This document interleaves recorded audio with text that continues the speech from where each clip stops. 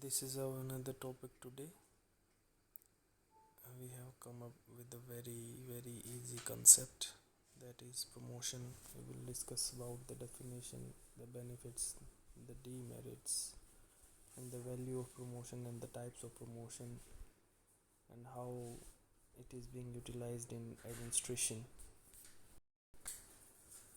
Okay, देखिए दो चार चीज़ें हैं.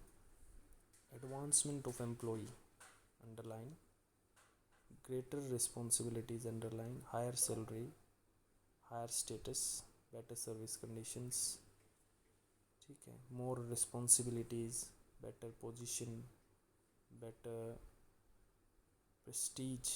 ठीक है, अगर किसी भी कोई चीज़ करने से आपको जो औहदा है वो बढ़ता है, आपकी जिम्मेदारियां बढ़ती हैं, आपकी सैलरी बढ़ती है, आपकी सर्विस कंडीशंस बढ़ती हैं और आपकी इज्जत बढ़ती है, आपका स्टेटस बढ़ता है, प्रेस्टीज बढ़ती है, तो आप उसे हम पदोन्नति बोलते हैं, प्रमोशन. ठीक है, इनमें से कोई भी आप या आपके पास कोई अच्छी डेफिनेशन हो, कोई अच्छे वर्ड्स हों, वो भी आप ऐड कर सकते हो. आपको बेसिकली समझ में आना चाहिए. ठीक है, पदोन्नति, प्रमोशन. खाली ये नहीं रहेगा कि सिर्फ रिस्पॉन्सिबिलिटी बढ़ जाए, सैलरी ना बढ़े, या सिर्फ जो है प्रेस्टीज बढ़ जाए, रैंक ना बढ़े, स्टेटस ना बढ़े. ये सारी चीज़ें आपको ऐड करनी पड़ेगी. Rank, status, Prestige, better salary, better job opportunity. Okay, objectives of promotion, क्या लक्ष्य होते हैं, उद्देश्य क्या होते हैं, और क्यों ये डाला जाता है, प्रशासन ऐसा क्यों करना चाहता है. To recognise an individual's performance. ठीक है, किसको पहचानने के लिए, किसी आदमी की परफॉर्मेंस को पहचानने के लिए, उसे रिवॉर्ड करने के लिए, उसके काम के लिए ज़रूरी हो जाता है प्रमोशन देना. Okay, to put the employee in a position, एक ऐसी पोजीशन में ला के रखना कि जिसकी कंपनी के अंदर ज़्यादा वैल्यू हो. ठीक है, to promote job satisfaction among the employees and give them an opportunity for unbroken continuous service. सोच के चलिए, आप 10 साल से वही काम कर रहे हो, आपको बढ़ोतरी के, पदोन्नति के अवसर ना मिले. हो सकता है आप उस चीज़ से बोर हो जाओ, या आप उस चीज़ की कदर ना करो, वैल्यू ना करो, और डिफंक्ट हो जाओ, और बढ़ चढ़ के अपना हिस्सा ना दो, अपना कंट्रीब्यूशन करना छोड़ दो. सोचो कि हमें क्या मिलेगा कल को, अगर हम यही काम करें. तो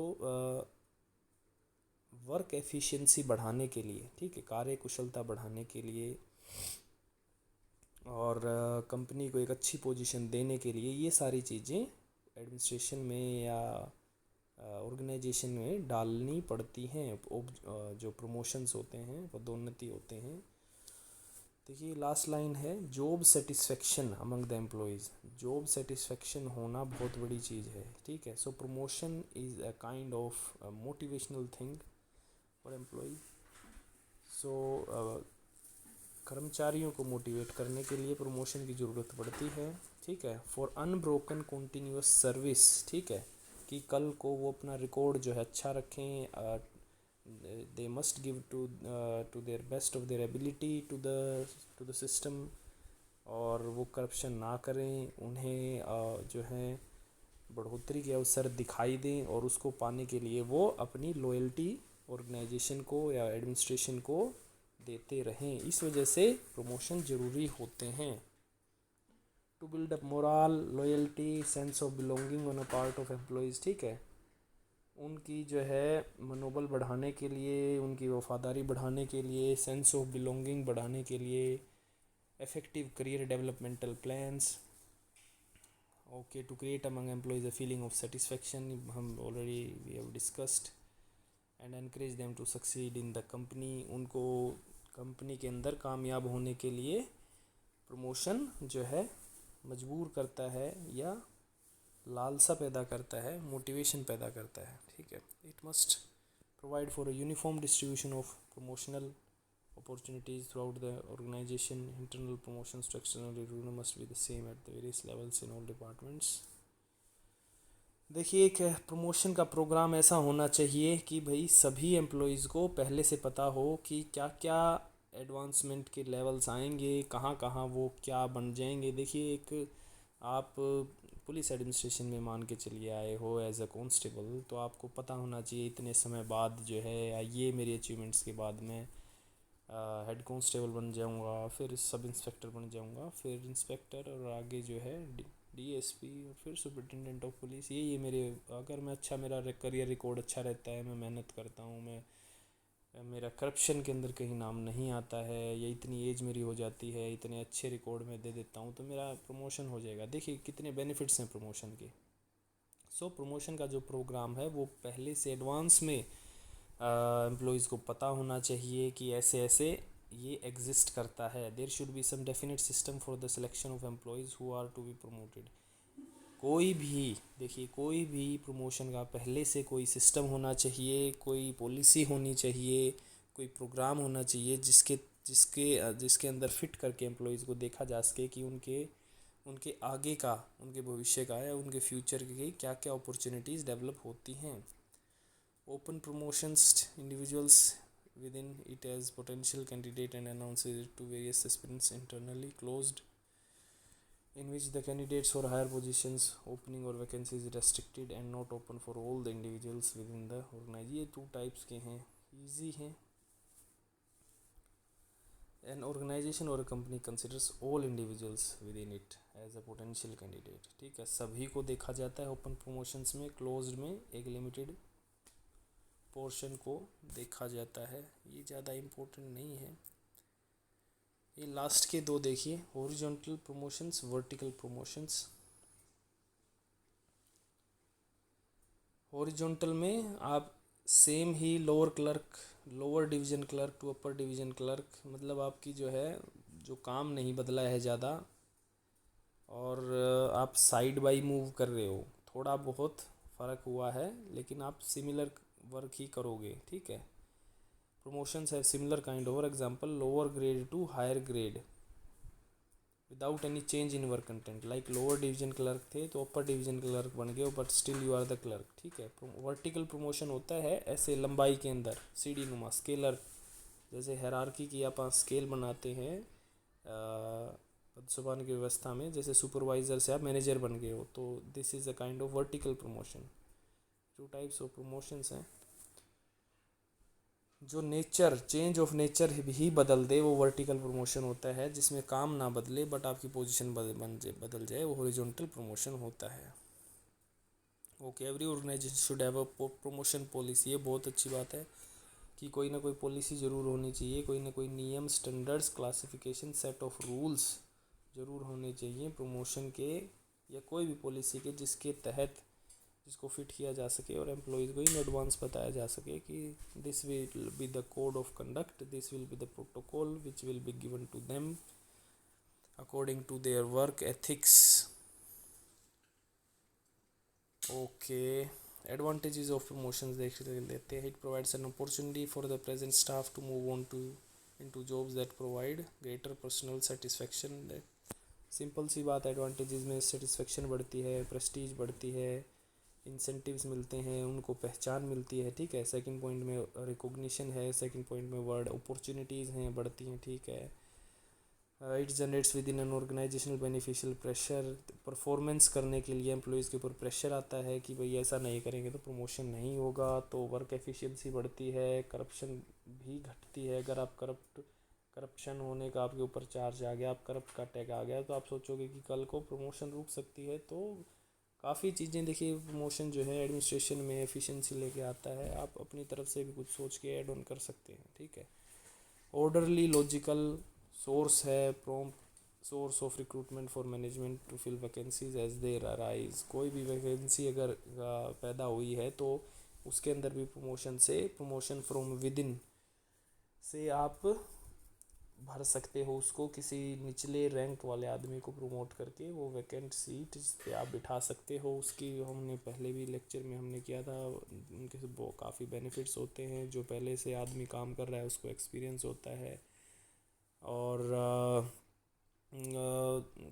दे are they are quite well known about the organizational system, organizational policies, procedures, code of conducts. So promotion from with in भी एक तरीका है।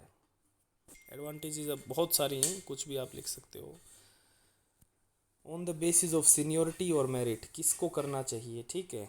अभी बहुत सारे सिस्टम्स हैं, बहुत सारी एडमिनिस्ट्रेशन में, ऑर्गेनाइजेशंस में सीनियोरिटी को देखा जाता है कि आप 10 साल बाद ये बन जाओगे, 20 साल बाद ये बन जाओगे, रिटायरमेंट तक आप ये बन जाओगे। Seniority refers to length of service, ठीक है, कि आपकी कितनी सर्विस की लेंथ हो चुकी है। Under this method of promotion the promotion goes to the senior most person provided he is fit for the job, ठीक है। Promotion on merit will be given to a qualified man in recognition of his promotion performance. This is not based on seniority. So देखिए दो प्रकार के हैं, तो merit based कर लीजिए या सीनियरिटी बेस्ड। तो दोनों ही चीज़ें, दोनों ही जो सिस्टम्स हैं वो यूज़ होते हैं, इनके अपने अपने एडवांटेजेस हैं, डिसएडवांटेजेस हैं।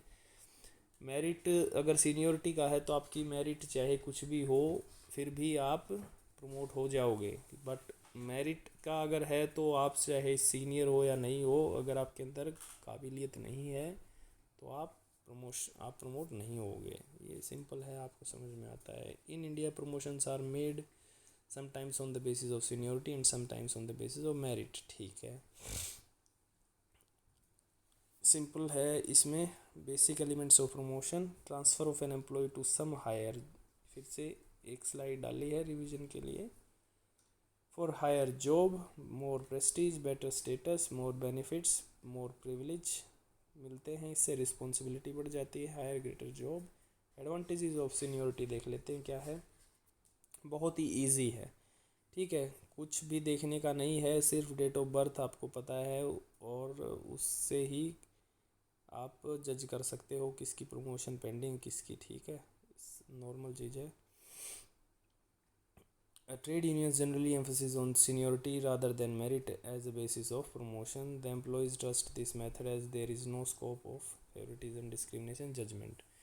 देखिए सीनियरिटी को अगर हम यूज़ करते हैं तो सब्जेक्टिविटी हट जाती है। आप कई बार क्या देखा जाता है, अगर मेरिट सिस्टम हो और आपकी कोई पहचान हो तो आप वो बिना सीनियर हुए भी, बिना लेंथ ऑफ सर्विस के, बिना एक्सपीरियंस के, बिना वर्क रिकॉर्ड के भी आप प्रमोट हो जाओगे। बट जहाँ एज ही आपकी जो है आपकी जजमेंट करेगी तो वहाँ डिस्क्रिमिनेशन होने का चांस नहीं है, फेवरेटिज्म, नेपोटिज्म होने का चांस नहीं है, करप्शन होने का चांस नहीं होता अगर सीनियरिटी बेस्ड है, ठीक है। अगर 50 साल की प्रमोशन होना है तो 40 साल में आप कितना ही जोर लगा लो, आपकी कितनी पहुँच क्यों ना हो, आपने कितनी पैसे क्यों ना दे रखे हों, आपकी प्रमोशन नहीं हो सकती। सिंपल सी बात है, समझ में आती है। सिक्योरिटी एंड सर्टेनिटी होती है सीनियरिटी के अंदर कि भाई ठीक है हम सिक्योर हैं और सर्टेन है ये चीज़ है, ठीक है, ये चीज़ फिक्स है, ये चीज़ होनी ही होनी है। सो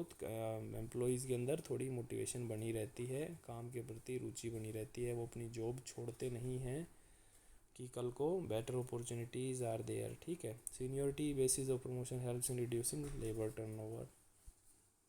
डिसएडवांटेजेस क्या हैं देखिए।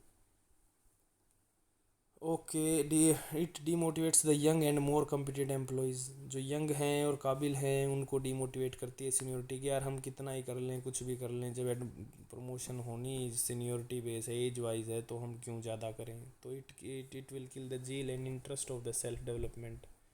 सेल्फ डेवलपमेंट के इंटरेस्ट को हटा देती है। Everybody will be promoted without showing any all round growth और प्रोमिस। सो प्रोमिसिंग जो कैंडिडेट्स होते हैं, कमिटेड जो होते हैं, उनका फेवर करने का मन हट जाता है जब सब कुछ सीनियरिटी बेस ही होना है। तो ये भी चीज़ समझ में आती है। Merit as a basis of promotion के क्या फ़ायदे हैं।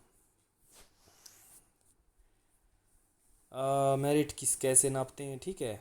Knowledge, skill, ability, efficiency, aptitude as measured from educational training and past employ record.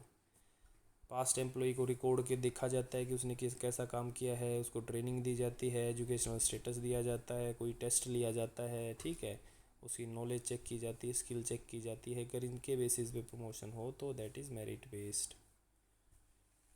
Prefer merit based as the basis of promotion. Management personal, ठीक है, मेरिट में be determined by job performance and by analyse of employees potential.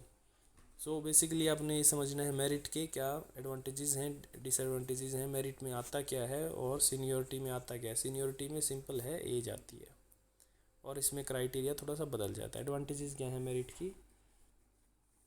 Skill of an employee can be better utilised, simple सी बात है। At higher level हमें चाहिए कि employ जो है वो स्किल्ड हो, वो पढ़ा लिखा हो, वो ट्रेंड हो, और वो जो है एक्सपर्टीज़ लेवल उसका हाई हो तो बेटर है। competent employees are motivated to exert all their energies and contribute to organizational efficiency and effectiveness।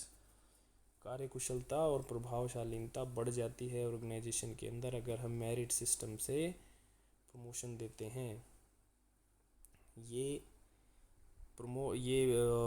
ये फोर्स करता है सभी एम्प्लॉयज़ को कि वो कॉन्टीन्यूसली नई नई स्किल सीखते रहें, ऐड ऑन करते रहें, अपडेट होते रहें अपनी नॉलेज के अंदर, और सभी ऑल राउंड डेवलपमेंट उनकी चलती रहे। वहीं सीनियोरिटी ये चीज़ें नकारती है। सीनियोरिटी में आप घर बैठे रहते हो, आप सोचते हो क्या ही करने की ज़रूरत है, कौन देख रहा है, क्या पैमाना है हमारी एफिशिएंसी नापने का, तो सिर्फ एज है तो ठीक है। सो अभी आपको लग रहा होगा दोनों सिस्टम क्या है क्या नहीं। सीनियोरिटी कम मेरिट बेस्ड, ठीक है, ये भी एक अच्छा सिस्टम है कि पहले सीनियोरिटी देखी जाएगी, उसके बाद मेरिट देखी जाएगी, और दोनों चीज़ देख के प्रमोशन दी जाएगी। I think